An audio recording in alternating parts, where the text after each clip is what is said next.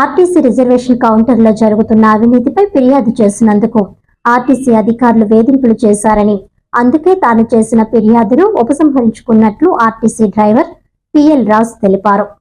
ఈ సందర్భంగా ఆయన మాట్లాడుతూ, అవినీతిపై ఫిర్యాదు చేసిన నాటి నుండి ఆర్టీసీ అధికారులు వేధింపులు చేయడం జరిగిందన్నారు. విశ్రాంతి లేకుండా డ్యూటీలు చేయడం వలన ప్రజలు ఇబ్బందులు పడతారని తాను చేసిన ఫిర్యాదును ఉపసంహరించుకున్నట్లు ఆయన తెలిపారు. నా పేరు పిఎల్ రాజు. నేను కాకినాడ డిపో డ్రైవర్ని. నేను 3/11/2025 తారీఖున కాకినాడ విశాఖపట్నం రిజర్వేషన్ కౌంటర్లో అవినీతి జరిగిందని ఒక పత్రికా ప్రకటనలో వచ్చిన దాని మీద నేను కలెక్టర్ గారికి ఫిర్యాదు చేయడం జరిగింది. ఆ రోజు నుంచి కూడా నా మీద వేధింపులు డ్యూటీ పరంగా ఎక్కువైపోయి నేను ఒక డ్రైవర్గా ప్రజల భద్రతా దృష్ట్యా, నా ఆరోగ్య దృష్ట్యా ఈ డ్యూటీలు చేయలేకపోతున్నాను.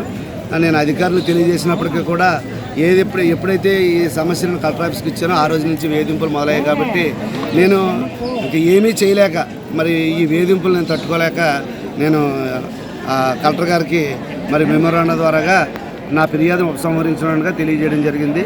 కాబట్టి ఈ విషయాన్ని మీ అందరికీ మీడియా ముఖంగా తెలియజేస్తున్నాను.